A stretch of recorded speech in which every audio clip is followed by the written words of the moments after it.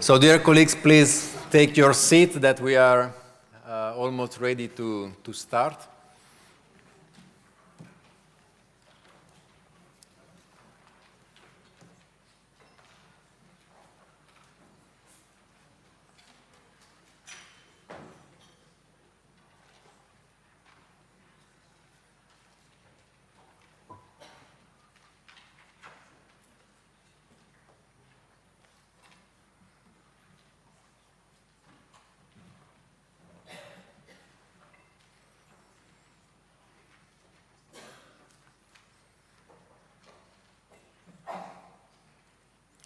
I'm just waiting a signal from Sasha.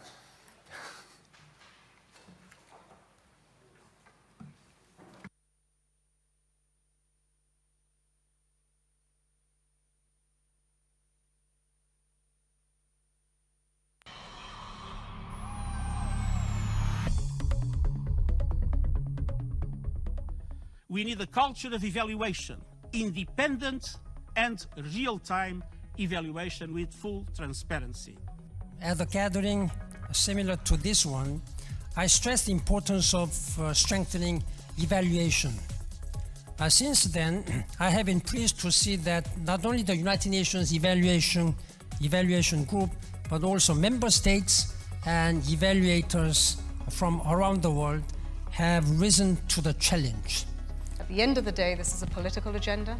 It is one that is voluntary, but how can we incentivize it so everyone wants to get involved and really sees evaluation and review as something that is a must-have and do better and add value to the agenda that we have. In the 20 months that have passed since world leaders came together to adopt the 17 Sustainable Development Goals and their 169 targets, the international community has taken on board the critical role that evaluation, statistics and data have to play in driving through the successful transformation that we all seek.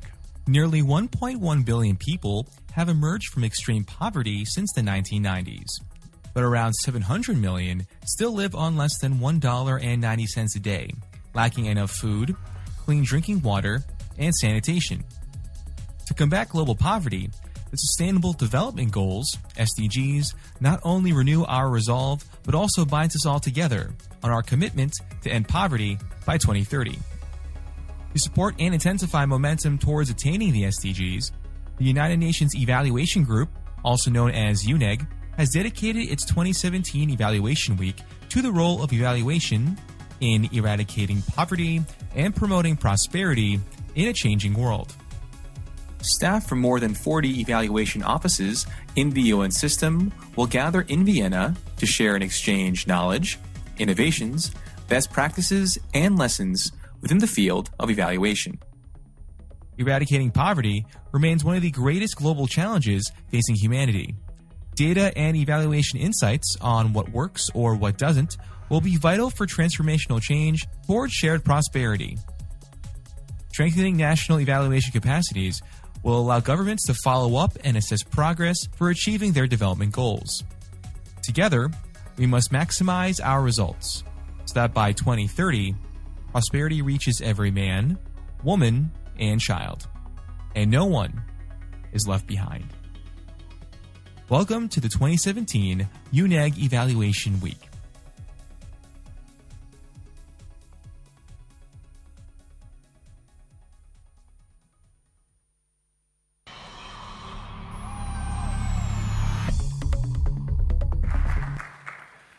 Well, dear colleagues and friends, once again, welcome to the 2017 UNEG Evaluation Week, and in particular to the high-level events on evaluation of SDGs. As you can see from the program, we have really a very interesting and rich and diverse panel today. But before going to the panel, I would like to invite Dr. Lassina Zerbo, the Executive Secretary of the Preparatory Commission for the Comprehensive Nuclear Test Ban Treaty Organizations, to give the welcoming and opening remarks.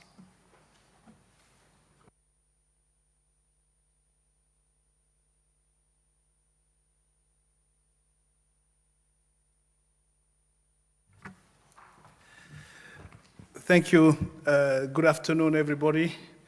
Distinguished participants, ladies and gentlemen.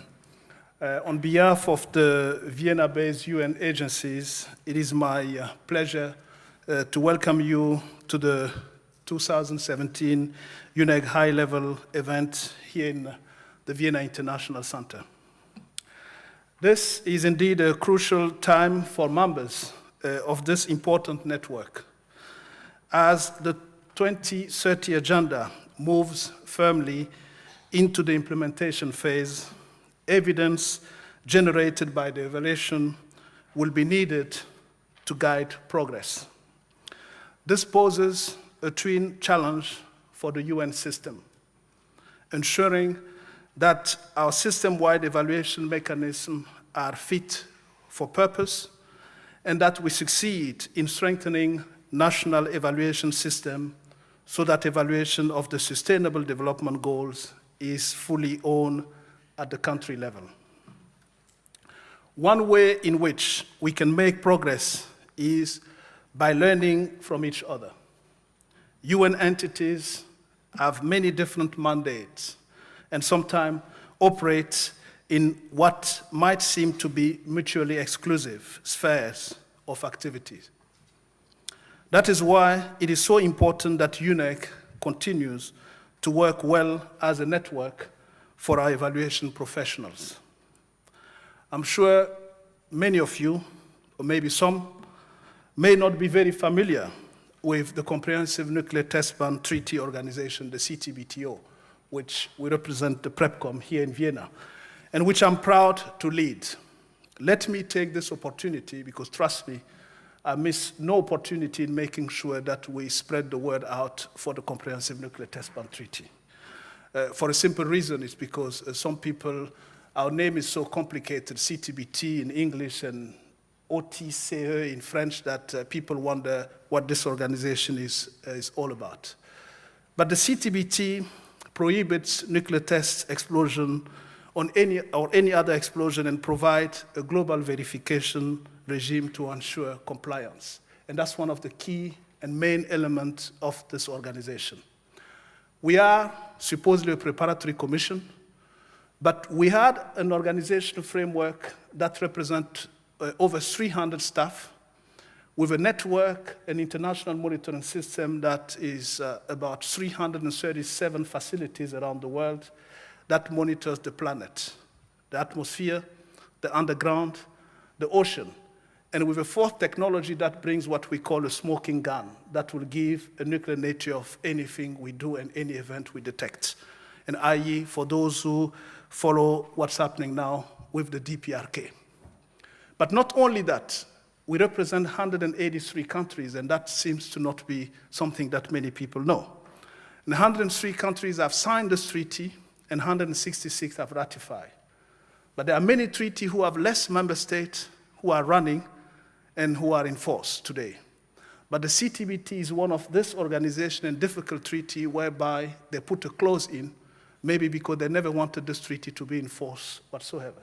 But we're working hard to make it happen, whereby we have 44 countries that represent the Annex 2 of the treaty, which ratification is absolutely necessary for its entry into force. And among those 44, 36 have done so, and there are 8 countries that I often say are holding hostage the treaty, but not the organization and its international monitoring system. So that is about us. So that does not mean that we stand still. Despite being so-called a preparatory phase, over 20 years after the opening of signature of the treaty, there's a little preparatory or provisional about our work. As I mentioned, the international monitoring system envisaged by the treaty, which represent the facility that I've mentioned, the 337 stations, laboratories worldwide, is almost complete and is working to provide states with data on events that could be characterized as nuclear tests. So, evaluation is a vital part of what we do. Article 14 of the treaty provides the need of monitoring, assessing, and reporting on the overall performance of the verification regime. In the run-up to the entry into force, evaluation is needed to define the framework, the performance of various areas of development and provisional operation of our verification regime. The mechanisms we use include a web-based platform that allows senior management and state signatories a real-time view of the performance of the system as a whole. Altogether, we are constructing a system that will allow us to better assess performance and project and system levels. The UNEG norms and standards for evaluation developed and adopted by this group in 2005 and updated in 2016 have provided fundamental guidance in our endeavors.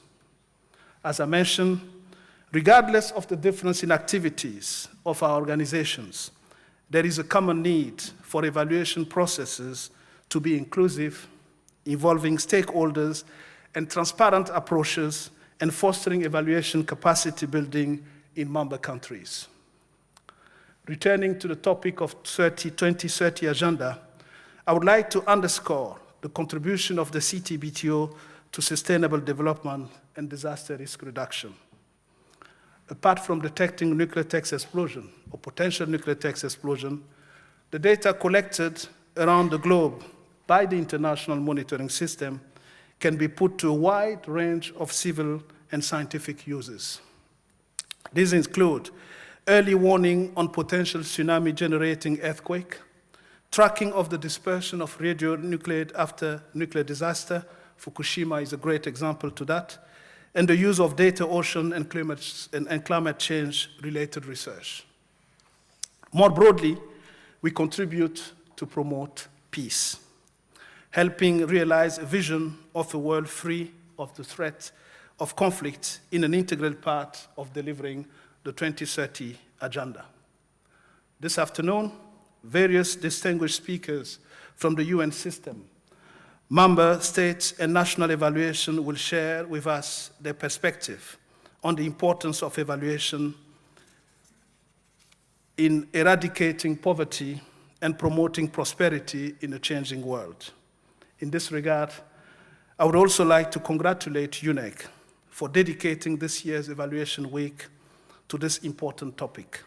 It is clear that objective evidence and data from evaluations will continue to be essential to better inform, direct, and strengthen Sustainable Development Goals efforts and intervention aimed at eradicating poverty.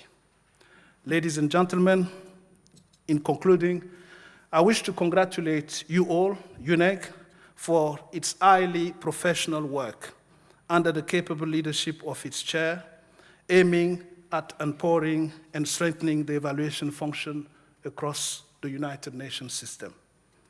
The level of attendance today, which I'm informed comprises over 150 participants, representing UN organizations, NGOs, diplomatic missions, host government representatives, and the media, underscores the importance that various stakeholders attach to the theme of this year, high-level event and the work of UNEG. I wish you a successful and productive event and look forward to the learning it generates. Thank you.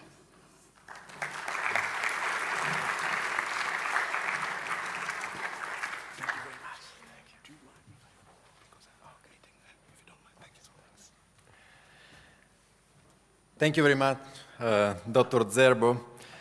I would like now to invite Dr. Dazu Yang, Deputy Director General for Technical Cooperation of the International Atomic Energy Agencies, for also the opening remarks, please.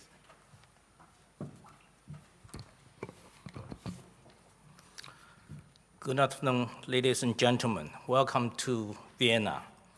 I'm very pleased to have the opportunity to speak to you at today's high-level event as you gather to discuss the challenges and opportunities related to evaluation of policies and strategies for eradicating poverty and promoting prosperity.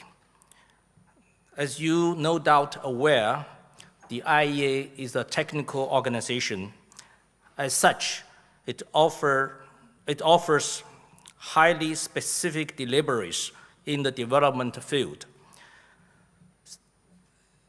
The deliveries which are increasingly important in today's era of the Sustainable Development Goals, which place such a strong emphasis on the contribution of the science and technology to the development. For IEA, this contribution is very clear. For example, nuclear techniques are indispensable in cancer diagnosis and treatment, and they provide essential support and data for human nutrition studies, food security and safety, water resource management, and environmental protection and industry. The IEA assists its member states in their efforts to address their development needs by helping them in building human and institutional capacity to apply nuclear technology for peaceful purposes, safety, and security. The IEA's Technical Cooperation Program is the main mechanism for the transfer of nuclear technology. In fact, the transfer of agencies' development services. We are consistently looking for ways to improve our services to our member states and gain efficiencies and to measure the impact of our program. Evaluation plays an important role in this process of continuous improvement. The agency's Department of Technical Cooperation is a regular evaluation client, and we collaborate closely with our colleagues in OIOS. This collaboration takes different forms and directions. Staff involved in the management of TC program share their knowledge and understanding of the IEA activities carried out in support member states with evaluation teams. In return, the program managers benefit from in-depth insights provided by the evaluations of their work. For my department, the results of the evaluations offered us an opportunity to learn from our own practices and results. Evaluations help us to identify areas of work that require adjustment if we are ultimately to deliver better results to our member states. We have to be able to gather evidence of the outcomes and the impact of our work, and the evaluation is a highly effective instrument for this. Let me give you some example. In recent years, evaluations have promoted better monitoring practices in the Department of Technical Cooperation. The monitoring mechanisms that the department has established based on the OIOS recommendations will enhance our internal capacity to identify and share what we do well. The mechanism will also stimulate the internal capacities to make any necessary corrections in a timely manner. In recent years, the evaluators and auditors have joined forces to provide a mix of lesson learning and a quality insurance for the agency's portfolio of country-level activities. My department has been an enthusiast client and supporter of this new and efficient approach. It delivers a snapshot of our work's relevance, effectiveness, and efficiency, and sustainability with selected member states. As we embark upon the journey to support 2030 agenda, UN system organizations need to be able to report their contributions to a higher level of sustainable development goals. This means that each UN organization must not only be able to report against its own objectives, but also all organizations must work together towards the achievement of these overarching and high-level goals. I'm convinced that the collaboration of the UN organizations through the joint fora, such as the United Nations Evaluation Group, will help pave the way to a close collaboration within the UN system as a whole. With this in mind, I wish you highly fruitful discussions during the rest of this evaluation week. I thank you.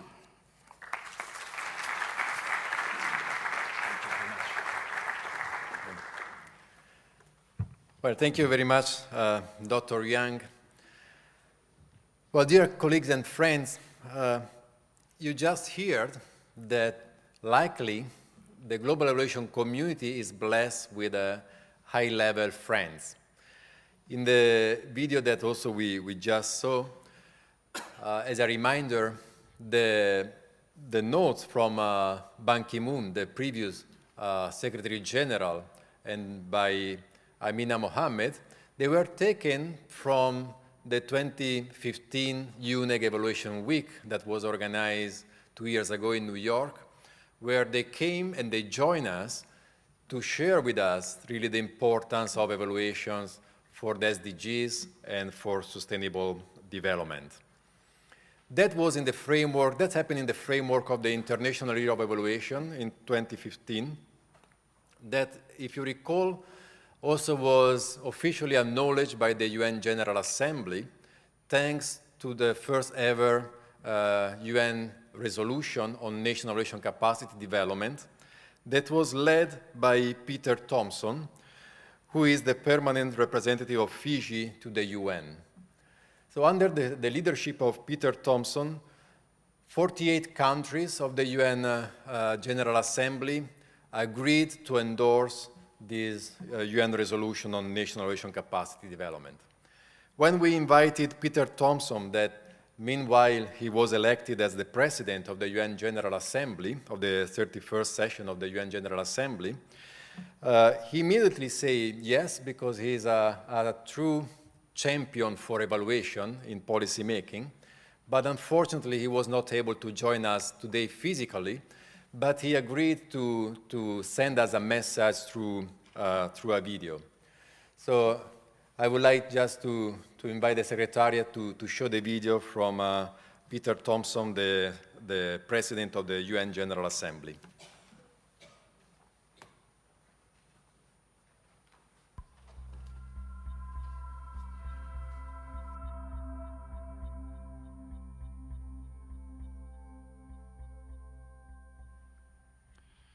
Excellencies, ladies and gentlemen, it's a great pleasure to address the annual general meeting of the UN Evaluation Group on the margins of this year's Evaluation Week in Vienna.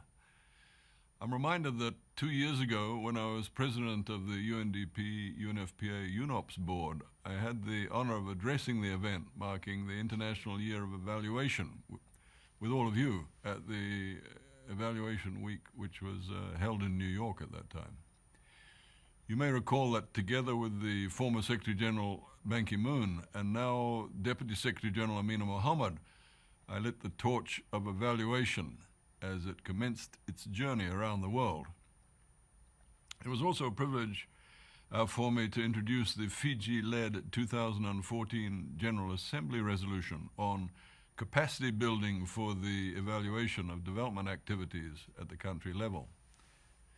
No doubt the efficacy of my words are being evaluated even as I speak today. So can I add that in the lengthy negotiations leading to the adoption of the 2030 Agenda for Sustainable Development, along with other members of the Fiji delegation, I spoke repeatedly on the importance of embedding the evaluation process into the agenda's implementation. Tick. Excellencies, ladies and gentlemen, the theme of the 2017 week to mark UN evaluation, which is eradicating poverty and promoting prosperity in a changing world, could not be more timely. In the 20 months that have passed since world leaders came together to adopt the 17 Sustainable Development Goals and their 169 targets, the international community has taken on board the critical role that evaluation, statistics, and data have to play in driving through the successful transformation that we all seek. The growing prominence of evaluation is grounded in our need for reporting, whether there is progress or not. Reporting that is objective and evidence-based, relying on accessible, timely, and reliable data that allows policymakers to make informed SDG implementation decisions. Since the adoption of the 2030 Agenda, we've already seen significant advances in the field of global statistics. The first global SDG indicator framework has been agreed to, and the UN's first annual Sustainable Development Goals report has been released. Both indicate our SDG implementation starting line and identifying areas of early progress and measuring the scale of the challenge ahead. As these and other reports are released over time, they will be central to achieving the fundamentals of the SDGs, helping governments and partners track implementation progress and assisting the adjustment of strategies along the way to fill gaps and build on successes. Excellencies, ladies and gentlemen, while the pace of this progress is encouraging, it is equally clear that a great more needs to be done to address the uneven international evaluation and data landscape. In recent years, many of our most vulnerable populations, including rural women and girls, indigenous people, people living in extreme poverty, and people affected by conflict, are often left out of data sets and evaluation efforts. In an environment in which an unprecedented amount of data is required for SDG implementation and monitoring greater coordination of global evaluation efforts, it is a vital task at hand. As members of the UN Evaluation Group, together with the UN General Assembly and other entities, you have a central role to play in this conversation. Make no mistake, this conversation is of global importance, holding consequences for our common future. Therefore, some key steps present themselves. Firstly, we must support the work of UN evaluators on whose shoulders the 2030 Agenda places the responsibility of collecting, analyzing, and evaluating global data in line with the Global Indicator Framework. Secondly, as called for by the QCPR in December 2016, we need to scale up capacity building efforts for national and regional evaluation organizations in order to build up their resilience, responsiveness, and ability to collect and share high-quality, disaggregated, and comparable data. Thirdly, we need to establish stronger and broader multi-stakeholder partnerships among all key actors across government, international and regional organizations, civil society, and the private sector to leverage comparative advantages in data collection and evaluation. Fourthly, we must give special attention to ensure that most vulnerable and marginalized groups are captured in our data collection and evaluation efforts.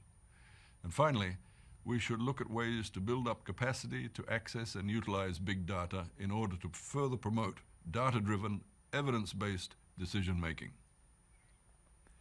Excellencies, ladies and gentlemen, some people and some institutions seem daunted or overly challenged by evaluation, statistics, and audits. Having served on both public and private boards for 45 years now, I can say with absolute certainty that these three tools are essential to good governance. Thus, I have no doubt they are essential to ensuring honesty and accountability in our implementation of the SDGs. And so, as we continue our collective efforts to implement the SDGs and achieve a sustainable future for all, I seize this opportunity to thank you for your expertise, your dedication, your collaboration, and your hard work. May your hands be strengthened, and I thank you.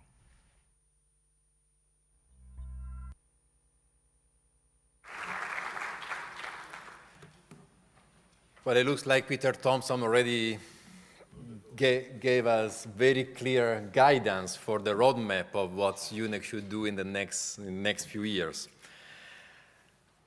But today we are here more than 150 participants representing 47 different UN agencies, plus partners and friends and colleagues from civil society, academia, etc. In addition to all the colleagues and friends that are following us in the live web stream of the event. So let me just briefly introduce to our partners and colleagues who are not part of UNEG, just very briefly what UNEG is. So UNEG is the network of the evaluation offices of 48 different UN agencies, and we mainly have 4 objectives. The first one is to strengthen the evaluation function inside the UN system. The second is to strengthen the demand and the use of evaluation in decision-making within the UN system. The third is to strengthen system-wide evaluation mechanism so that the UN can really work in a coherent manner, and in a meaningful manner, and in an effective and efficient manner together. And the fourth is about contributing to and benefiting from the global evaluation community through multi-stakeholder partnership, as Ambassador Thompson told us. We are guided by the so-called UNEG evaluation norm and standards. And after more than 10 years, they were updated last year to recognize the changes that are happening in the external environment. And we endorse 4 new norms. A norm on professionalization of the evaluation function, a norm on human rights and gender equality, a norm on national evaluation capacity development, and a norm on internationally agreed goals, including the Sustainable Development Goals. This is why, starting last year, our work is guided by the SDGs. This is why the Evaluation Week is aligned with the theme selected by ECOSOC in the framework of the annual national SDG reviews at the high-level political forum that happens every year in July at the General Assembly in New York.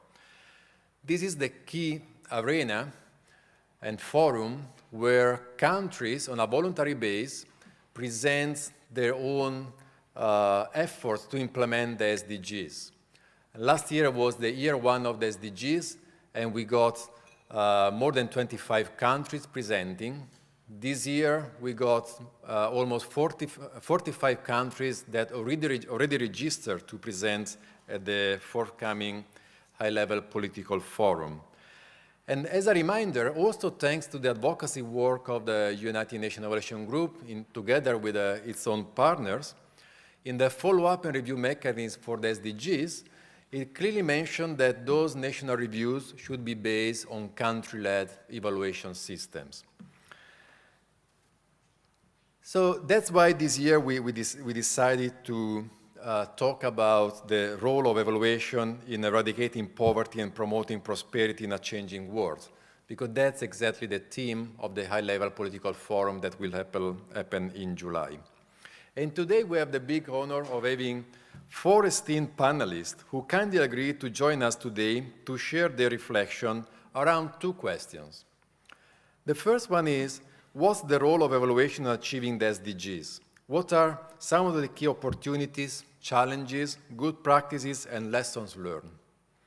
And the second is, how do we ensure that the SDGs are properly reviewed and evaluated in each country, engaging all relevant stakeholders, always with a focus on the no one left behind? And after this we will open forum for questions and answers. I think today we really have the privilege and the honor of having a very diverse panel with us. We have David Kanja, who is the Assistant Secretary General of the Office of the Internal Oversight Services at the United Nations. He will bring us the perspective of the United Nations. Mr. Kanja brings 27 years of oversight experience to this position. He has served as a director of the United Nations Children's Fund, UNICEF, in the Office of the Internal Audit, And previously, he also served at the World Bank Group in various positions, including as Chief Auditor for Audit Quality and Strategy, Audit Manager, and Acting Auditor General. And prior to that, he served for 9 years also in the private sector at Deloitte. So David Kanja will bring us a strong perspective from the United Nations. Then we also have a perspective from a national policymaker, and that's Natalia Nikitenko, who is member of the National Parliament of the Kyrgyz Republic, but she's also in the steering committee of the Global Parliamentarian Forum for Development Evaluation. That is the forum that brings together parliamentarians from all over the world who are really leading national strategy to ensure that evaluation is embedded in national policy making and national policy decisions. Natalia Nikitenko was also chair of the Parliament Committee on Human Rights, Constitutional Legislation and State Structure, and also the Committee on Social Affairs, Education, Science, Culture, and Sport. And she was the initiator and the instrumental to the adoption of the national M&E law at the Kyrgyz Republic in 2014. So she will bring us a strong perspective from national policymakers, but not only national, but also global, because as I said, she's also a member of the steering committee of the Global Parliamentarian Forum for Development Evaluation. Then we have Per Bastow, who is the director of the Norwegian agency, the evaluation director at the Norwegian Agency for Development Cooperation, NORAD, but he's also the chair of the OECD DAC EvalNet. So the OECD DAC EvalNet is the network of the evaluation offices of the OECD DAC countries, so it's our peer network from OECD DAC. Per holds senior position in other parts of the Norwegian government administration, in the World Bank and in the Asian Development Bank. He also served at the executive board of the Inter-American Development Bank and the Inter-American Investment Corporation on behalf of the group of the European countries. And last but not least, we had Ziad Moussa, who is the president of IOC, the International Organization for Cooperation and Evaluation, that is the World Federation of national and regional evaluation associations that bring together more than 150 associations from all over the world, from the Global South and from the Global North. And is also the co-chair of EvalPartner, the Global Partnership on National Evaluation Capacity Development. And Ziad has over 20 years of experience in leading complex multi-country evaluation across the Global South in over 40 countries with almost every major donor in the circuit. So we have really a very strong panel with a perspective from the UN, perspective from national parliaments, perspective from OECD DAC countries, and perspective from civil society organizations. So with this, I would like to start asking our panelists to address the first question, that is about the role of evaluation in achieving the SDGs goals, with a particular focus on what are the key opportunities, challenges, good practices, and lessons learned that you see from where you sit in your organizations. So we can start perhaps using the same order as we are in the table. So David Kanja, the floor is yours.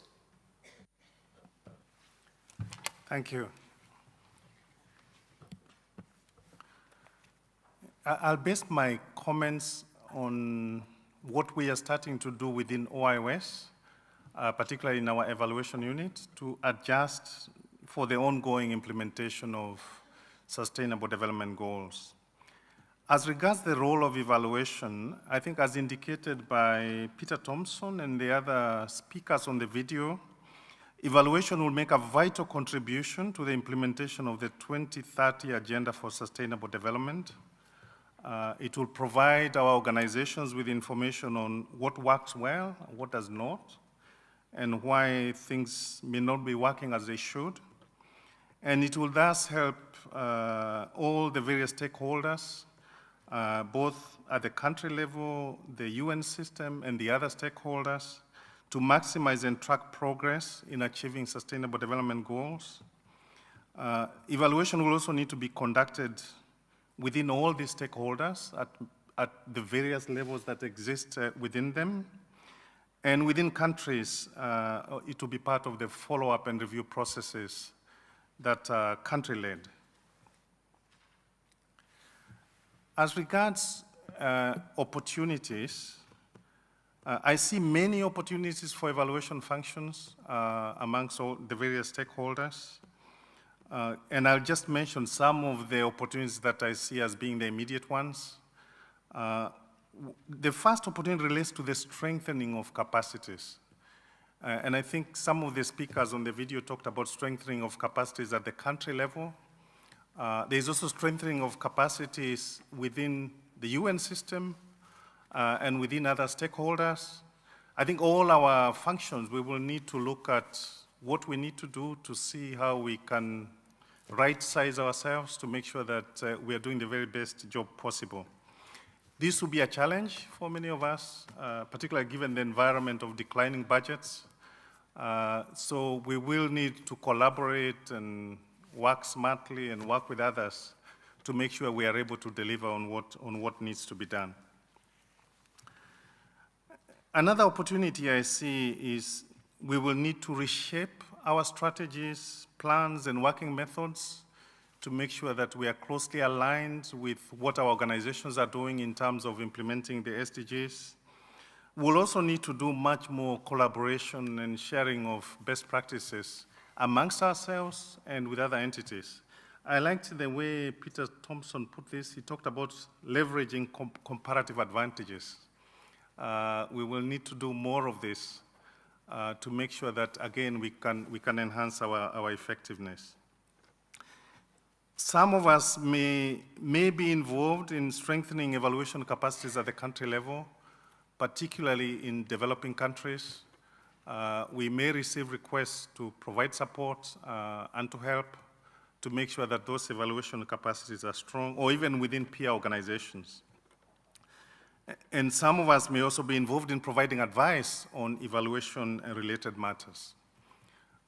And I want to give some examples of what we are doing within OIOS, just to connect them a little bit to these opportunities.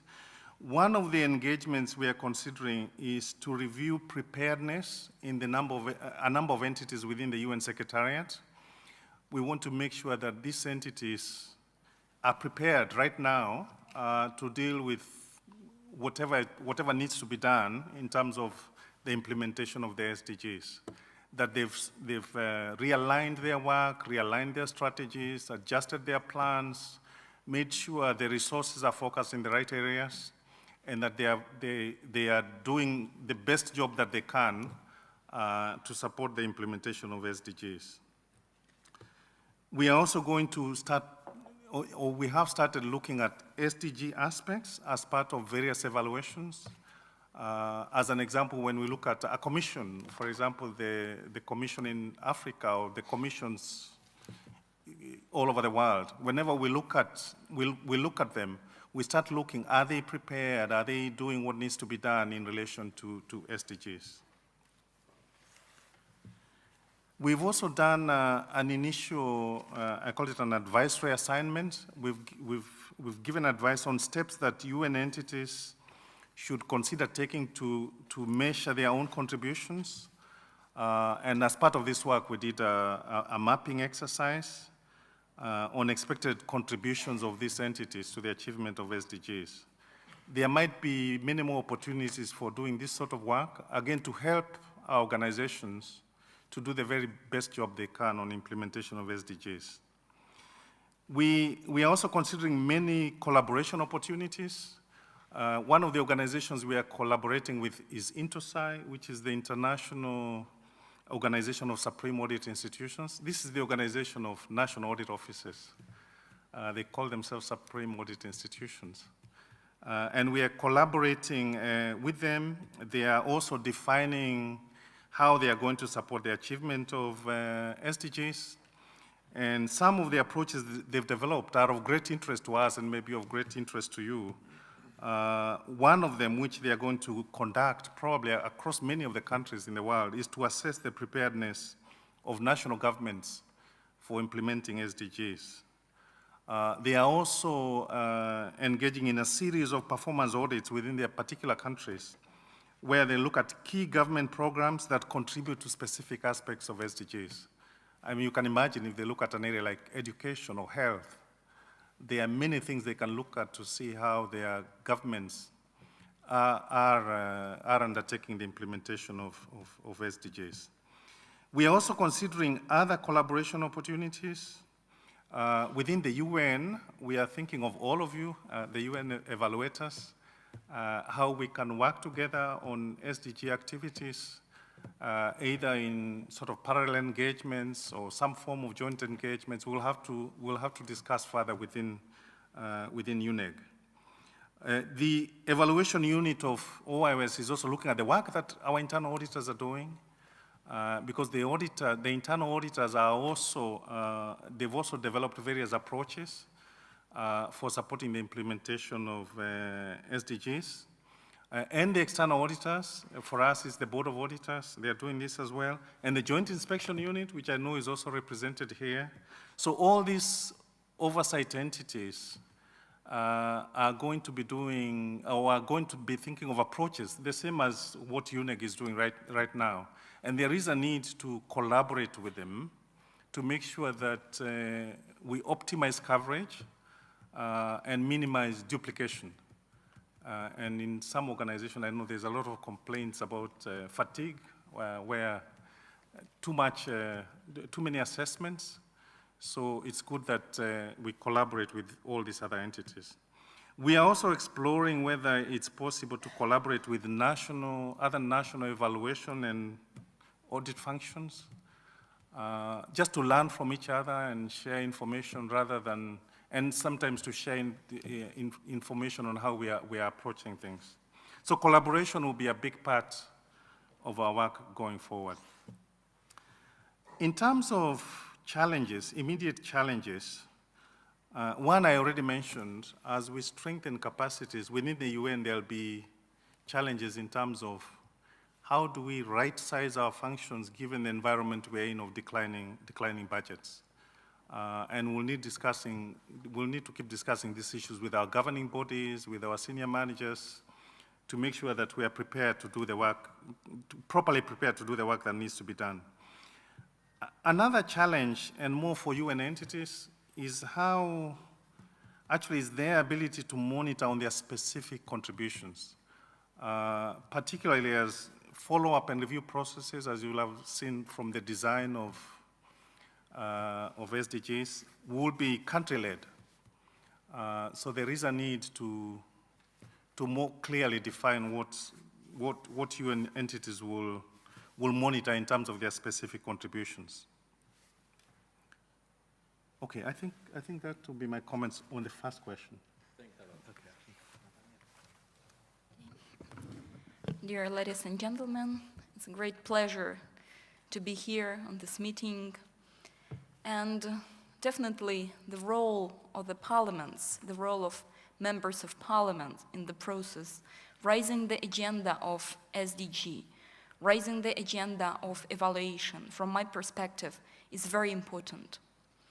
You know, the first question was, is evaluation important for SDG? I think it's obvious. The answer is obvious.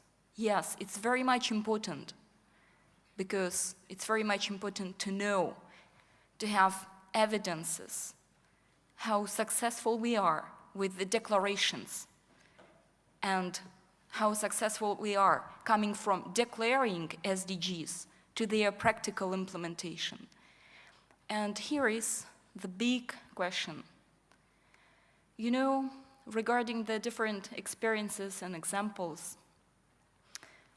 all of us were people who once some 5 or 4 years, voting for members of parliaments, for some parties, delegating through our votes rights to MPs, to the parliaments, to deal with budgeting, to vote for legislation, to identify the future developments, national policies, strategies, development of the countries.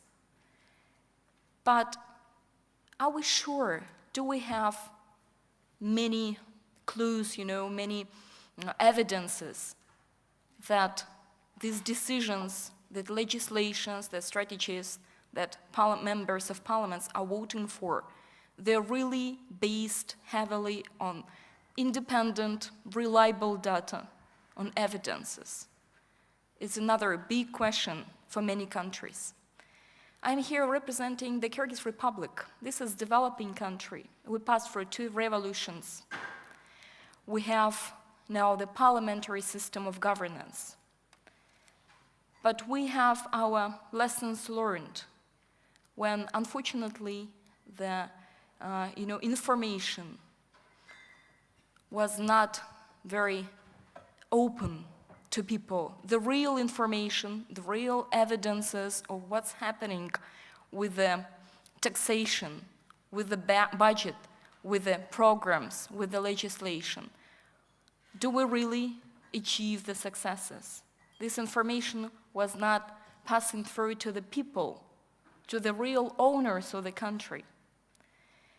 And starting from 2014, our parliament, members of parliament, we tried to understand how to improve the system of communication between the decision-making and the people, between the funds and their implementation. We started to trying to find the answers to those and other questions. And several members of parliament started to work with National Evaluation Network, which used to have very good practices on evaluation. But these practices, they weren't integrated in the decision-making system of the country. So we definitely found it necessary to start collaboration, to find the way how to use the evaluation for country development, for well-being of people, how to build the legal framework, enabling environment to make this process changing in the country for better. It was not an easy period in our history. We're still on our way, building the legislation, legal framework for monitoring and evaluation for the parliament, government, and local authorities. And now we're on the way of capacity building, which is one of the most challenging process. But still, there are some big issues that we face. Regarding the challenges, regarding the questions that we're trying to find the answers for, this is if the SDG are really owned by the country, are really reaching, the understanding of SDG is really meeting the people in our country. Concerning the examples that we have, and having here representatives of United Nations, society, many organizations that really do significant and huge work to promote evaluation, to use evaluation for evaluating different programs and strategies. We also had our experience and kind of the maybe a lesson that we learned from MDG, that sometimes this very important work that is done on the international level or international level together with some level of decision-making is not very much linked with the expectations of the people. It's not very much linked with the final results. For example, reporting on some MDG, results. It was the good collaboration and work of international agencies with the presidential office experts. It was a very good presentation all over the world. But when they started trying to assess and evaluate actually inside the country, how many people did realize and aware that inside the country, what's going on? What was the effect? What was the impact? And we found that there is a gap. That is why one of the very important findings from our lessons learned in terms of real ownership and implementation of SDGs was, first of all, it should be really built in with the national policies and strategies. It should be brought on the high political level in the parliament, in the government. It should be actually reached to each person in the country, understood and shared and owned by people in the country. Otherwise, we can implement many different methodologies, tools, etc. But if it's not reaching the people, it will not perfectly work, will not achieve the goal. So now we're working as on the part of our national strategy on SDG, on this big issue, how to organize the national policy on SDG, how to include all possible stakeholders in the decision-making process, because no one should be left behind. And definitely there are many different experiences, ups and downs that we face during this process. But we should be concentrated on collaboration between different stakeholders. The national strategies and policies should be in the focus. And definitely the system of capacity building on the national level is something that is really missing. Another thing that I would like to mention, this is importance and involvement of parliaments in this process. Recently, we had the third Global Evaluation Forum in Bishkek in Kyrgyzstan. Some of you participated in the big event. And there was very interesting discussions in different sectors, including the parliamentary meeting. Our Global Parliamentarian Forum for Evaluation is growing, and they are very glad about that.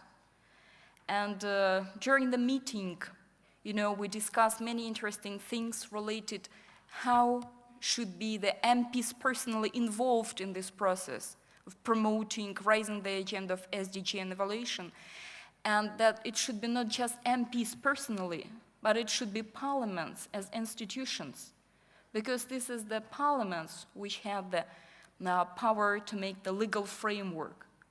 These are the parliaments who deal with budgeting, making sure that some programs, strategies, they are funded. And also these are the parliaments with very serious oversight functions. But are those powers and functions used to address the achievement of SDG or set up evaluation as a system on the national level? It depends from country to country. But speaking from the global south, let's say, one of the findings of the Global Evaluation Forum from Parliamentarian Group, unfortunately, we can admit that parliaments are very often excluded from this process, or they're included on some particular stages of decision-making. And our Global Parliamentarians Forum was made with the idea to promote, to change the situation, to promote the idea of evaluation, to include the members of parliaments and parliaments as institutions in the process, to use the opportunities and power the parliaments to raise the agenda of SDG, raise the agenda of evaluation. So we have many different challenges and many different achievements for these several years that we're working as Global Parliamentarian Forum. But the main perspective is that definitely there should be more partnership and collaboration between the international organizations, United Nations, between the parliaments of the countries, and between the national levels, between the national level of decision-making and the people who really should own the evidences, the results of this huge work on SDG ownership and implementation. And there might be the last point that I would like to mention for this stage. You know, as one of the discussion from this Global Evaluation Forum, several times some MPs, members of parliament from different global regions said very interesting word that might be, you know, provoking, not understood, or, you know, have different reaction. Parliamentarians told that it's very important, right at the same time, developing and implementing the national system of evaluation, make sure that they are depoliticized.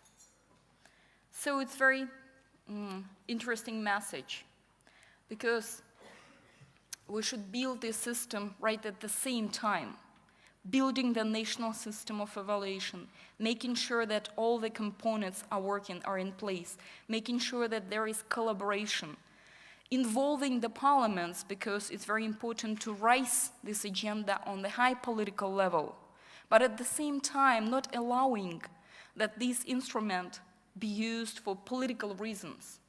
It should be really independent. Evaluation should be really like not politicized. That is why for Global Parliamentarian Forum, we also have this like message, this target in mind, you know, to develop the evaluation system, to, you know, provide its rooting in the country, to collaborate on the regional, global level, and at the same time to raise the agenda how to use evaluation, to explain that members of parliaments to the parliaments. And I think that this is, for this period of time, is really something that will be discussed on the nearest regional meetings of the parliaments, meetings of our Global Parliamentarians Forum. That is why I hope that many of you are working with national parliaments for different programs, for different initiatives, and I think that establishing and developing this linkage will be definitely something that is needed for now. Thank you.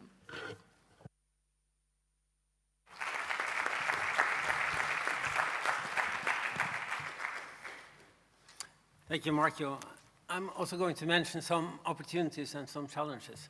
Being an evaluator, it's of course more tempting to talk about the challenges than the opportunities, but I'll force myself to mention some of the opportunities. One is that the SDGs, I have four opportunities. The first one is that I see this as a new era for evaluation.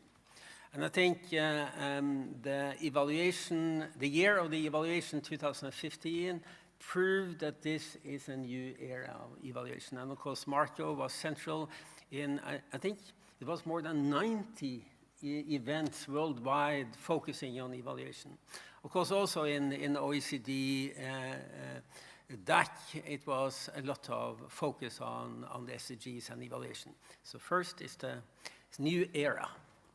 The second one is that the SDGs, of course, as my colleagues have mentioned, brings a new focus. It brings some focus on what to evaluate, because it is this great set of objectives and targets. It widens, or it focuses a lot on poverty, on human development issues. Which is of course extremely useful, and also how some of these issues need to be solved in collaboration between not only one sector but several sectors across sectors, and then by whom. It is of course to be done at the national level primarily, and then also I think it brings on focus on when. And I think maybe we will see more efforts on real-time evaluations, because we need to shorten the feedback loops and the timeliness of evaluation efforts. So it brings a focus. My third point is that I think it revitalized the efforts to build national capacity. Right now, it is a group in OECD DAC Evalnet that is meeting in Stockholm to discuss how to work in Evalnet with capacity building. And then we have collaboration with UNDP, with the UNICEF, with other parts of the UN system.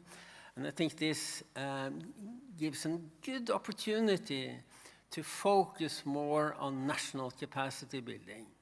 We have tried before with only partly success, but this is a new opportunity.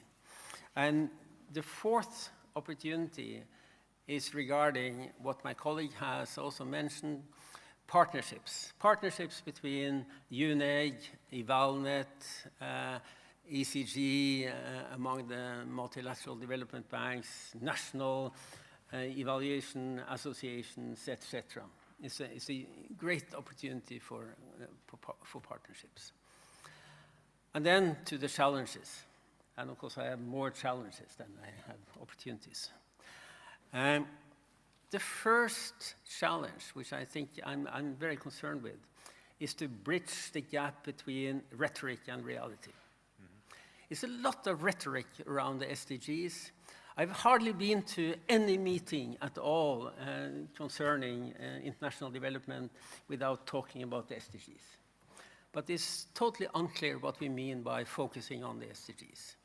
There's a lot of rhetoric in this, and we need to bring this closer to reality. We need to be more precise on what we're talking about, and not only mention leave no one behind. Of course, we don't want to leave no one behind, but what does it mean for us now? The second challenge is to disentangle the confusion between M&E. We talk about M&E as it is the same term. It's not the same term. It is two different terms. We're talking about monitoring, which is somehow linked with reporting more closely. But evaluation is something different. Evaluation has an analytical element that is wider and different from the monitoring part. And we need to understand what evaluation is and not only talk about M&E or reporting or all these reports that we're supposed to make. I think we have experience, and I'm sure you can talk about that from the MDG reporting. It was a lot of reporting, but not always reflecting a reality on the ground. So we need to understand the evaluation element in this. The third challenge is to make sure that this is not a donor focus. Again, we have experienced that we have captured from the donor side many of these initiatives, and we're competing between the UN, the OECD, the bank groups on who is going to be the driver of the effort. But again, this is a national level agenda. And we need to listen to Natalia and other people like Natalia. This needs to be owned by at the country level. So we need this not to be a donor-driven initiative. The fourth challenge is an obvious one. It is about strengthening the weak national capacity, the statistical capacity. We have made efforts for many, many years through Paris 21 in OECD, and only have some partial successes. The funding for statistical capacity building is now, I think it is 0.25% of ODA that goes to statistical capacity building. That's almost nothing. even though we all agree that this is extremely important. So we need to be able to address the challenge of national capacity building.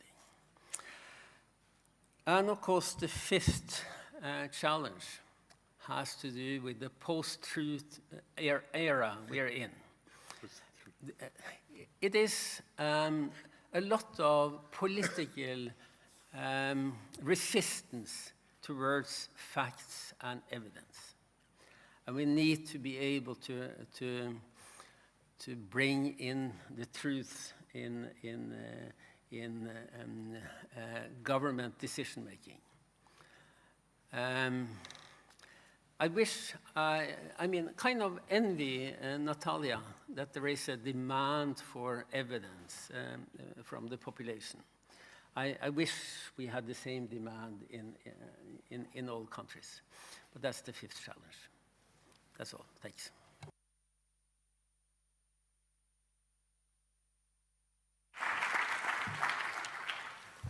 Thank you. I mean, I was listening very carefully to you, Per, and didn't write.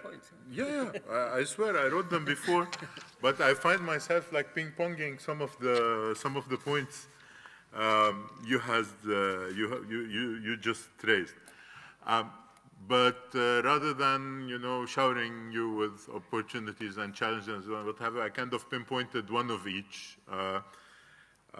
So in terms of opportunities, this global momentum around the SDGs is giving a kind of new life to the evaluation profession, which otherwise has been slowly being concentrated and I would say phagocytes by big corporations who kind of process more and more evaluations with little attention to that granularity,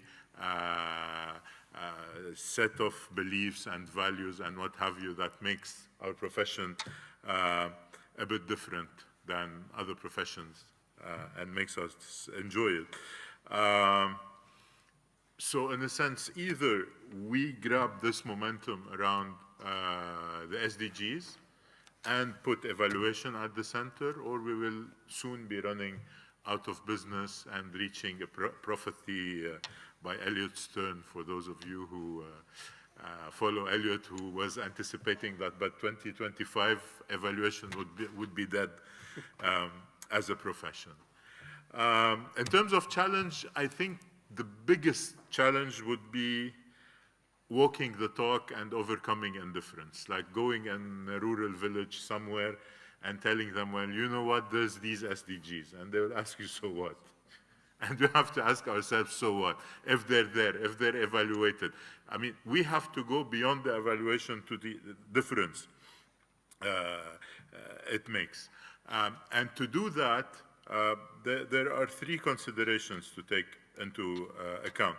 One of them is, indeed, too much monitoring does not mean evaluation, and we cannot like put M&E in the same basket and live happily ever after. Monitoring is important, but at some point there's a need to take stock through evaluation of what is going on.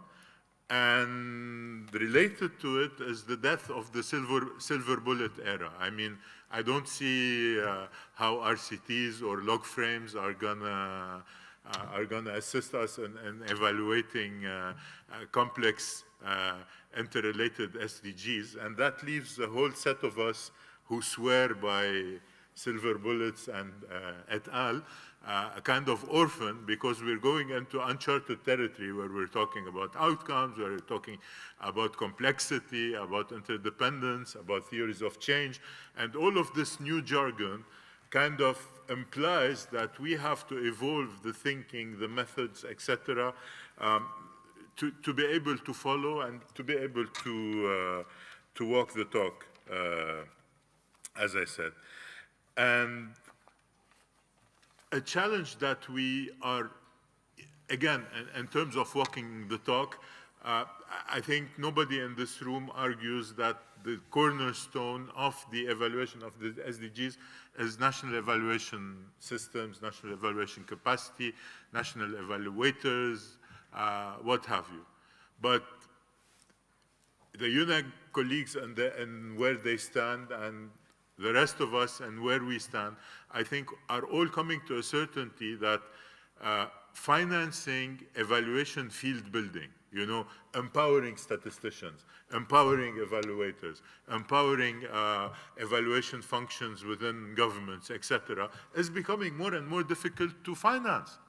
So we're reaching that utopia where we are supposed to climb the mountain, but we neither have the climbing gears, nor we're, allowed to give ourselves the proper ways to climb it.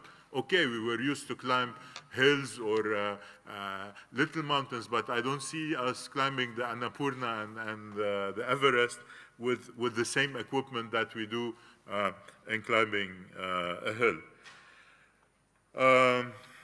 There was a bit, the good practices and the lessons learned were a bit muted, so let me point one of each, as I said.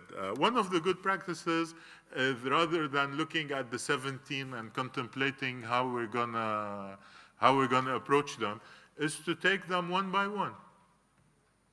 The Rome-based agencies were among the leaders in taking SDG 2 and starting to look at it and initiating some kind of work around it. UNEG, UN Women and colleagues are looking at SDG 8 and seeing how to go about it and how to make it embrace SDG 10, was it the inequality? 5 and 10, yeah. So 5 and 10 together. So more of these would make the problem easier to handle than if we look at the 17s altogether. And to do that, most importantly, we don't need to look at this from our little angle as UNEG and from our little angle as civil society and from their little angle as OECD or Parliament or UN or what have you. It's breaking down the silos, working hand in hand with the stakeholders that are around this table, but also very important stakeholders that are not around this table. I would think of private sector, impact investors, academia, and everyone who's looking, who's doing their own little part of evaluation to work collectively. And last but not least, one of the lessons, the earlier lessons that are emerging, and that I would label a big elephant in the room, is that the SDGs are first and foremost political. And they require some kind of political commitment. And all the technical talk that we do, unless it's accompanied with a lot of political push and pull and with a lot of political empowerment, would not go anywhere. This post-truth era, I loved it, post-truth era.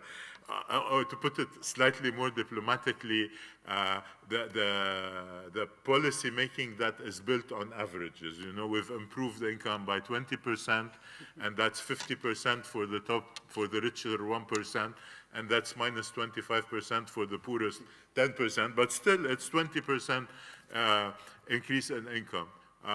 This has led to a lot of, I would say, disillusion about equity as translated in policies and all of this re-questioning of social models and what have you, and return to protectionism and everything that's around it. And in that case, and the global evaluation agenda clearly states that evaluation is not value neutral. And I would say that our values, the values we embrace, the values that makes us evaluators rather than auditors or any other beautiful profession that is around, puts an additional responsibility on us to kind of guide the reshaping of the political discourse in the sense that it's built on truth, in the sense that it's built on evidence, and I would see this as a lesson, but also as an opportunity, as a challenge, and as a good practice taken together. Thank you.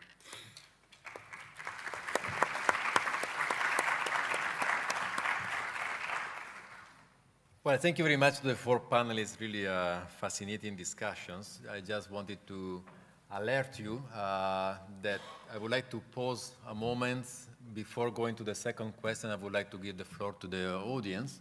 If you have questions for the panelists, so get prepared. I think there are 2 mics in the room, and perhaps if you can have. No, sorry, yes, there are everybody has its own mic, so This is Vienna. Yeah, exactly.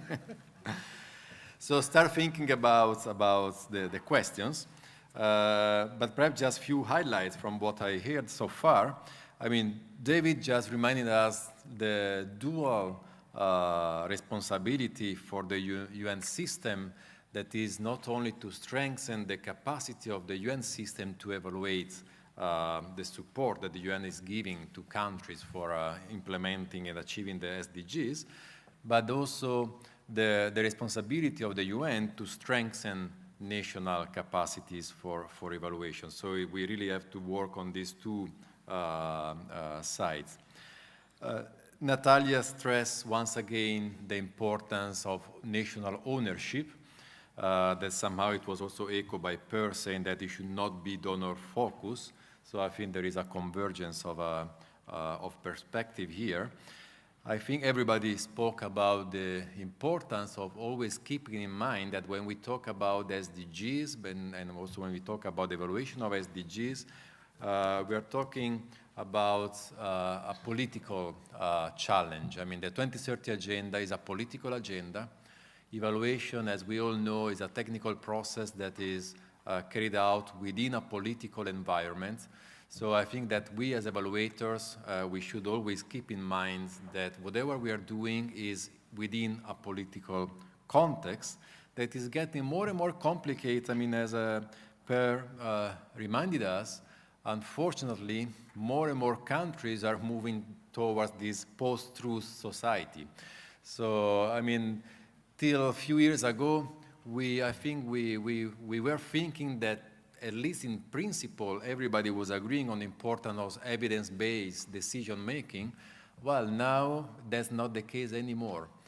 Unfortunately, more and more people and even nation leaders, they don't believe anymore in evidence-based policy-making. And you know, with all this discussion about fake news and post-truth society, etc., it's something that probably we as global evaluation community, we should think, what are the implications for our function? Per also reminded us about the importance of funding, because when we talk about national capacity development, you know, I mean, funding is obviously a very important element of the discussion. And then the other remind us about, in addition to all the discussion about the political environment, etc., both from a technical point of view, what should be the new approaches to evaluate the complexity of the SDGs, and just a reminder that nobody can do it alone, but we really need to work in partnership, not only among ourselves, meaning within the UN system, but beyond the UN system. So please join me for a round of applause for the panelists for the first. And now really I would like to give the floor to all of you. Don't be shy, as you know. So please very briefly introduce yourself, who you are, from what agency, and then try to be you know, to the point with your questions. So I see one hand over there. Thank you very much, and a warm thanks to the panelists. Thank you for coming here to Vienna and thereby also bringing cohesion in our UN system. My name is Bente Angel-Hansen. I'm from the Mission of Norway, and I have a couple of questions. First, I would like to know how you are working with the statistical people in New York and otherwise to see how the way we do the statistics can be improved and also through the statistics help the work of the evaluators. since you are here now in Vienna, I think that Vienna is key to the implementation of the SDG 16. I'm thinking about transnational organized crime, corruption, also counterterrorism. And I know it's early days on the evaluation there, but I think also it is important to plan ahead. How do we measure this? And if anyone could comment on that, please. I thank you very much.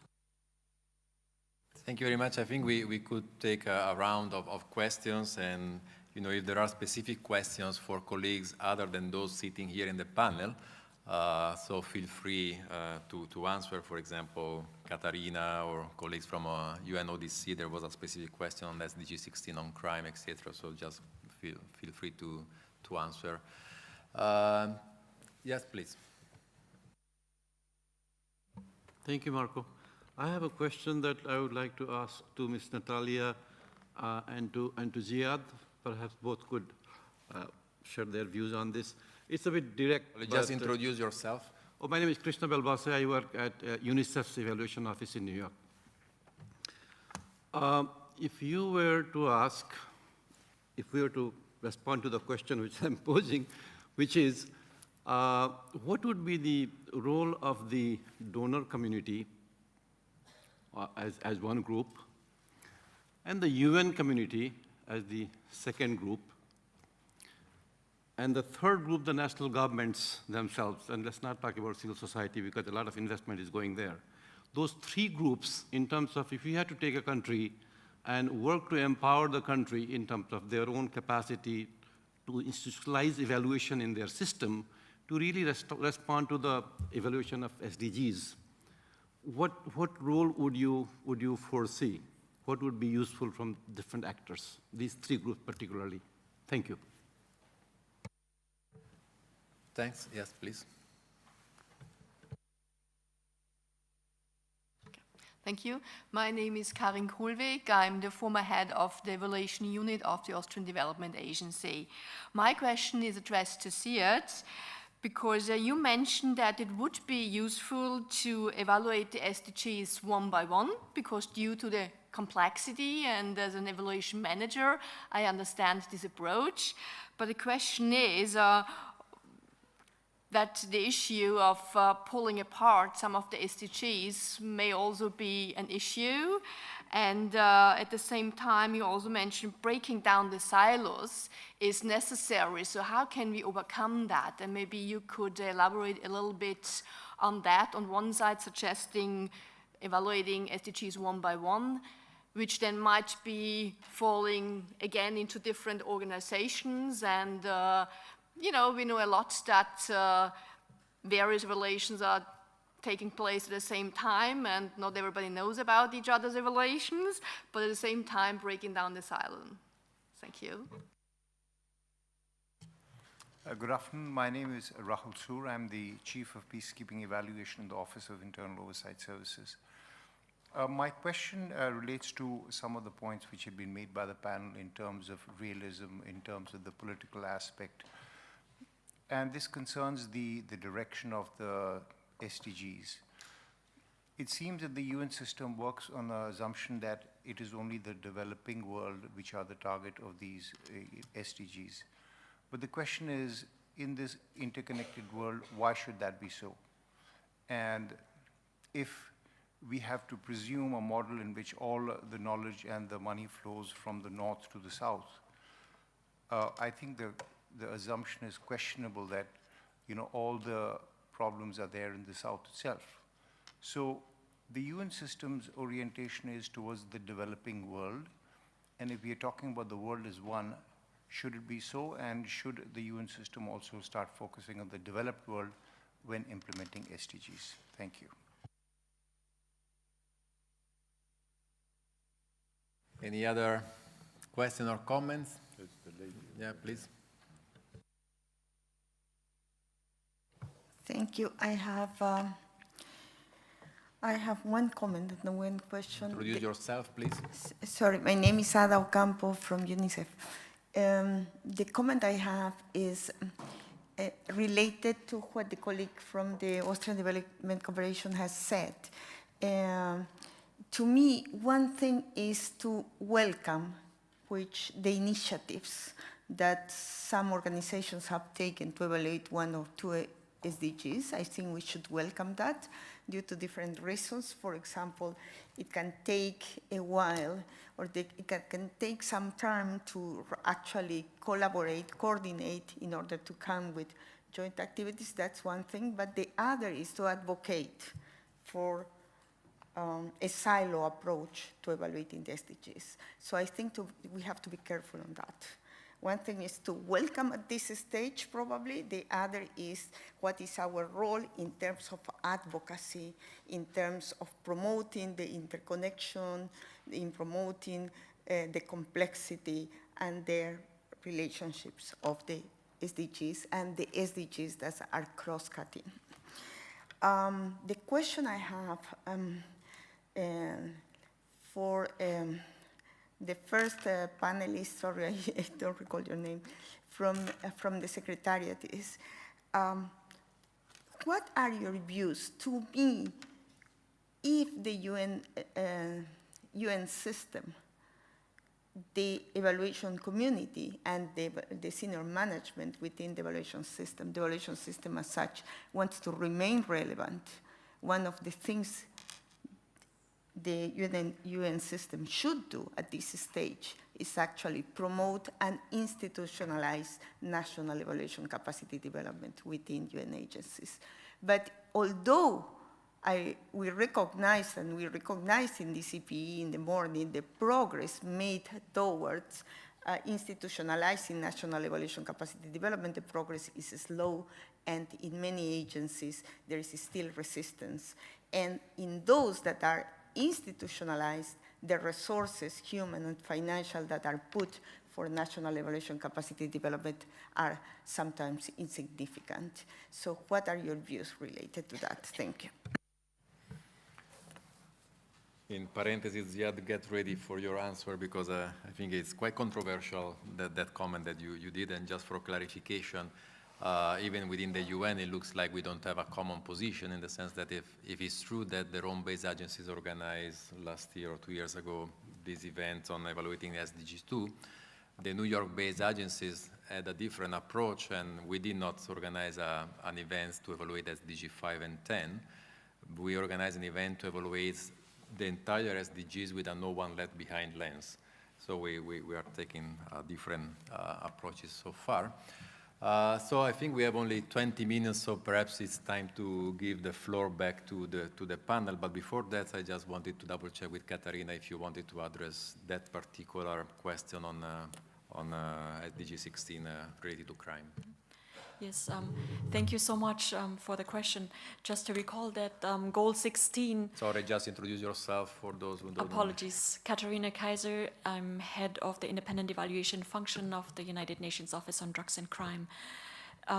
Just to recall that goal 16, of course, invites absolutely all players to contribute, but given our mandate, we have a specific role, of course. And in terms of national evaluation capacity building, despite the fact that our evaluation function is very small, we are still very agile and innovative in many ways. So our approach to this is using the principles that have been developed at the Bangkok Conference on National Evaluation Capacity Building. These are the principles that basically offer a frame for national evaluation capacity engagement. And we have been selecting, together with the country team in specific countries, and we have started in Morocco, selecting priorities together with UN agencies that work on the ground in Rabat. And we have identified several priority areas together with the government in Morocco, and these are, for example, building an evaluation curriculum in 2 universities so that a cadre of national evaluation experts could be formed in the Maghreb region. Also, we have invested in e-learning, having an evaluation awareness and capacity building course in French and Arabic. Furthermore, we have co-financed a regional evaluation conference at which we have presented best practices. In fact, UN Women was there as well. This was recently in Rabat. So this means that in order to build national evaluation capacity drivers, we are investing through multiple different approaches, with the ultimate goal, of course, of building complete ownership within the Ministry of Justice and Ministry of Interior. For example, we want to be able to reach a point in which the Ministry of Justice or Interior is able to evaluate strategies on preventing terrorism or the whole notion of foreign terrorist fighters. So in that sense, we bring not just capacity building initiatives, but also knowledge on what has worked and hasn't worked elsewhere to the table in Rabat. Thank you very much. Thank you very much, Katarina. And I think with this we can come back to the panel. So perhaps we can use the same order if it's okay with you. The questions I'm going to answer actually relate to question 2, which I know you're going to ask us later. And that question is talking about how we ensure that SDGs are properly reviewed or evaluated in each country. UN entities, my views are UN entities will not have a direct role in this because countries will have responsibility for follow-up and review process at the country level.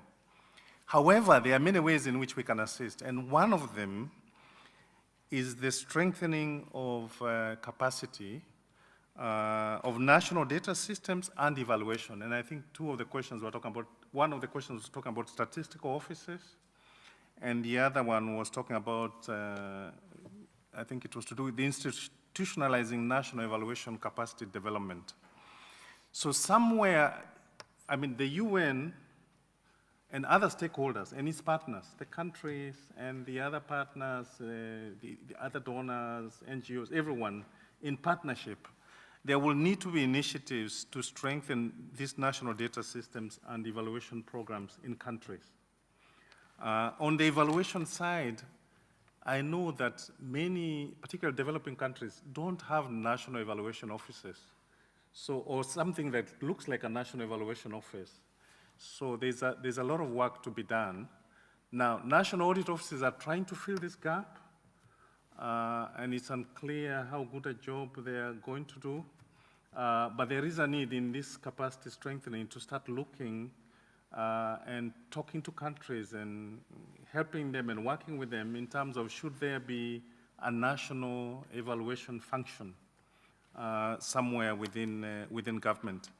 And on national data systems, we are very interested in the statistical offices in the UN, both in New York as well as in the various commissions, because this function should be part of the capacity building that will need to, or the help that will need to be provided to strengthen national data systems. So that function, together with others, will need to help countries to make sure that the equivalent statistical offices, or whatever term they use in the countries, are also strong and are able to provide robust data that can be used for evaluation and also for monitoring progress. On one other question, the one on evaluating 1 or 2 SDGs, I mean, I wasn't involved in the earlier discussion, but my view is that many of these are indivisible, so it would be hard. It would be difficult to look at 1 or 2 of them. They are indivisible, you need to look at them. And then the other complication is that if at the country level it's country-led, then it's a real question on how you approach it if you look at 1 or 2 SDGs. Regarding the statistic offices and the system, definitely on the national level we pay attention to build the capacity of our statistics system and trying to involve the statistic committee in all the committees on the national level responsible for SDG implementation. For example, we established a special committee headed by the Prime Minister to make sure that SDGs are owned implemented in the country. And in this committee, we included not just like the ministers, but also heads of the committees from the parliament, civil society, international organization, and statistic committee. This is regarding also the question of collaboration.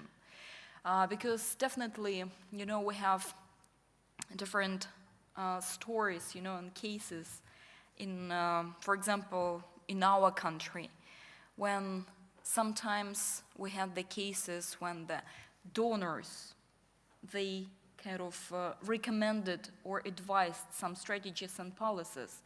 And we had the times when some programs on the national level were kind of donor-driven because of some poor governance, because of some problems in the system of state management.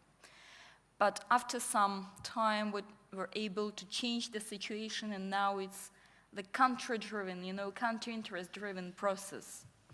So this is the country, the government, the parliament that sets up the national strategy and discussing with donor society, international organizations, civil society on the open format, on the open platform, like the different opportunities, how to work together, which direction can be supported by different donors and organizations.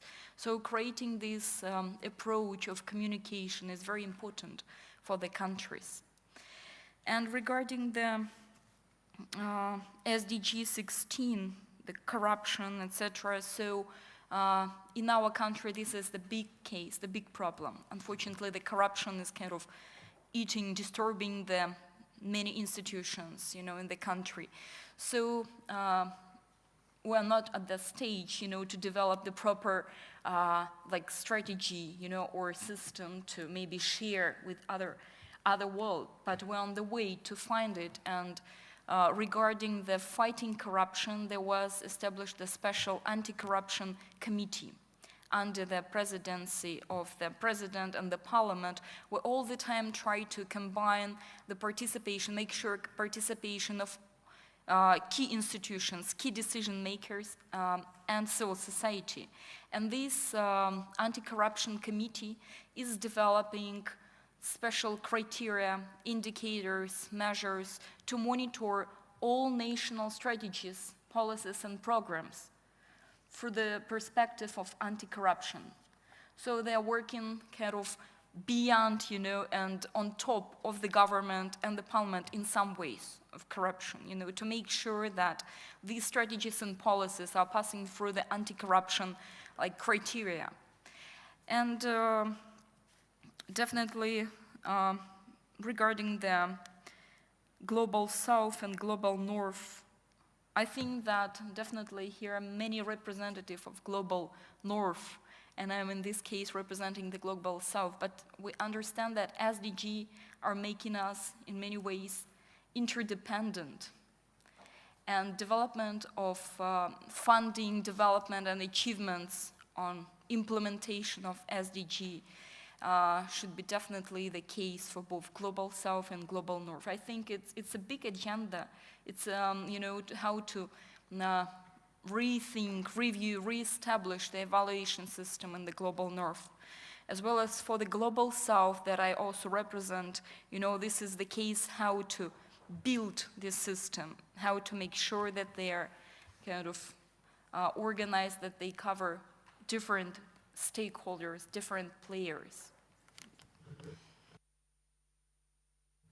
Just a short comment on the statement that this is very development focused. That's not entirely true. OECD countries have focused a lot on also the status of the SDGs in OECD countries. And last July, OECD published a report called the Measuring Distance to the SDG Targets, a pilot assessment on where OECD countries stand. And if I put on the Norwegian government hat, the Norwegian government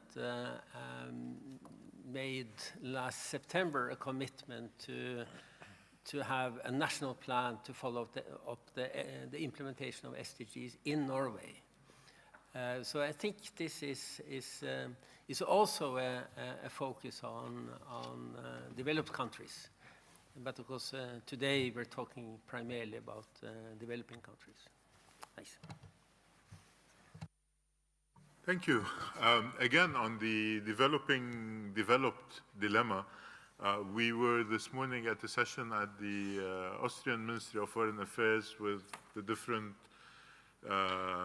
state actors who are in charge of reporting on the SDGs. And they were saying that the developed countries are having a much more difficult time than developing countries who had already developed mechanisms for the MDGs, while the, let's say, OECD countries, that's brand new to them on how to report. Now to the issue of, one at a time or all together or somewhere in the middle, I don't know. This is, again, I'm afraid, a kind of wake-up call to everyone in this room to remember that it's not the UN who kind of leads the process or who kind of owns the process. The UN or UNEG might prefer to look at them together, others might prefer to look at one of them, but this choice cannot be imposed to other stakeholders. And this is where I was saying breaking down the silos. I mean, probably the civil society and the predominantly agricultural nation would like to prefer to something that touches the livelihoods of the people and makes it tangible to them. Similarly, a small island state that is, threatened by climate change might want to start by climate change. Others might opt to work together, agriculture and climate change, because they are interrelated. So there are a zillion possibilities available, but what I was trying to propose is a realpolitik approach, in the sense that rather than sit and wait that everything is ready for the launch, and in the meantime we're getting ready because they're complex, because they're interrelated, because there's 169 indicators to look at, etc., to start somewhere and then join the dance, but with a strong reminder that everybody needs to work hand in hand, and it's the UN family, together with the civil society, together with the national governments, together with the organizations of professional evaluators that I represent, etc., who together will lead the dance. So it's not take them one by one or take them all together. What I'm saying is to use entry points that bring it closer to the understanding of the people and that lead to actions and to improvements on the longer run. That was what I wanted to say. Thanks a lot. Well, so I mean, it didn't came up strongly about the importance of being culturally responsive. So we are in Vienna, and if we want to be responsive to the local culture, we should finish by 5 p.m. and that is in about 7 minutes. So perhaps I would like just to highlight perhaps 4 takeaway messages. The first one is that it looks like we are in a new era where the SDGs are really our biggest opportunity on the one side, but also our biggest challenge. Biggest opportunity because it's the first time that 192 head of states and also representatives from civil society and private sector, they came together committing themselves in not only implementing the SDGs, but also having a follow-up and review mechanism for the SDGs that should be informed by country-led evaluations.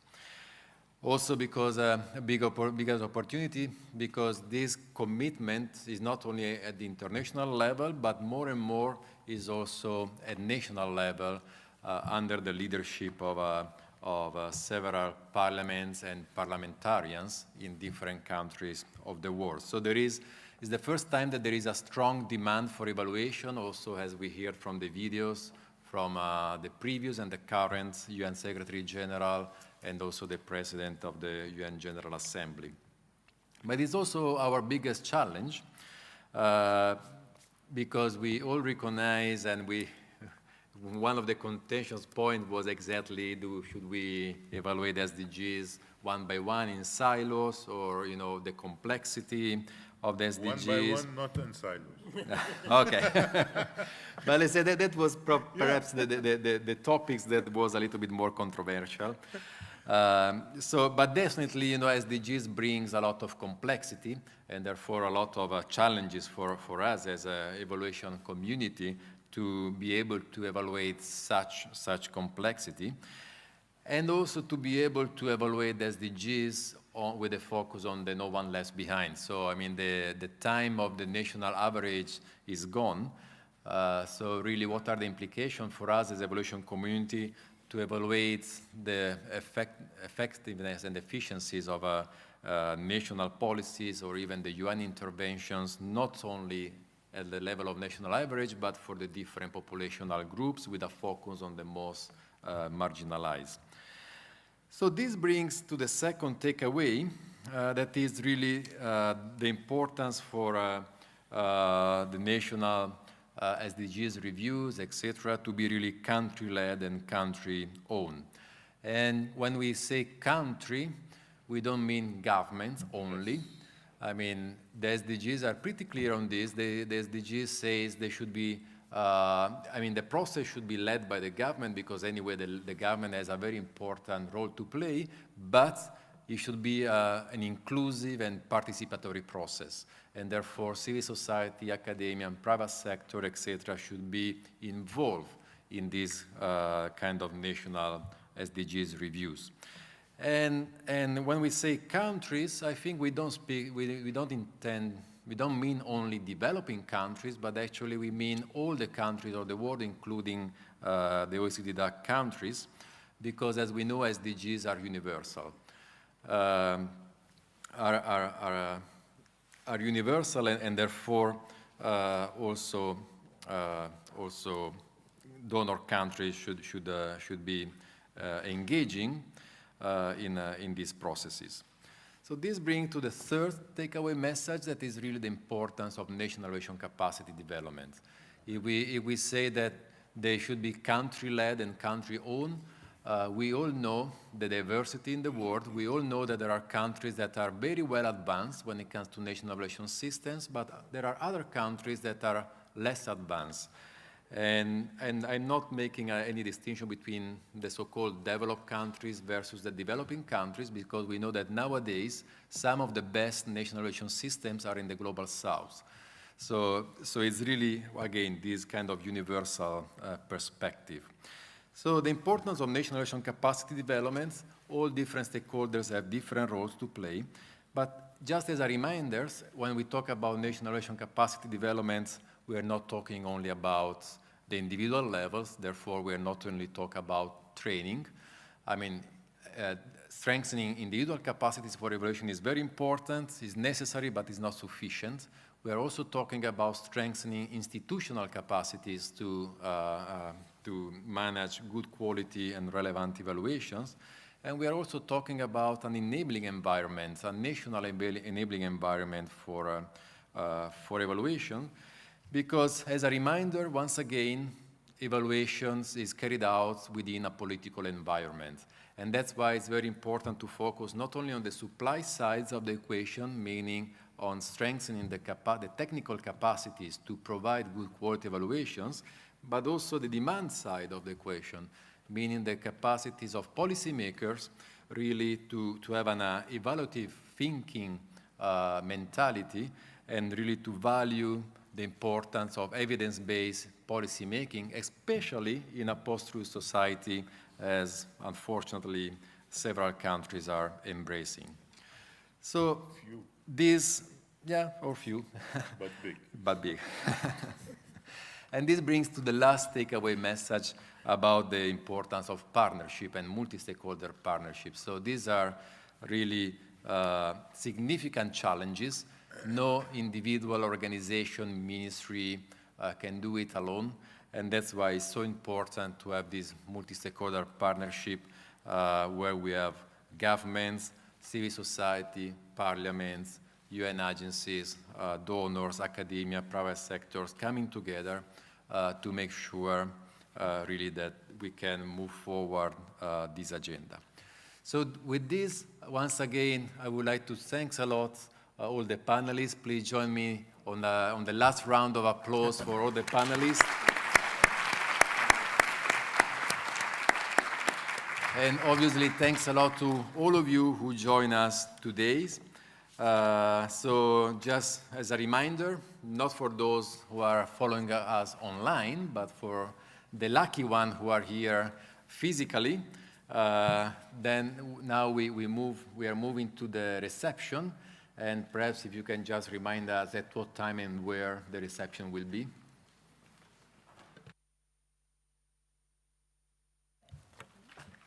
It starts at 5 in the terrace, in the restaurant.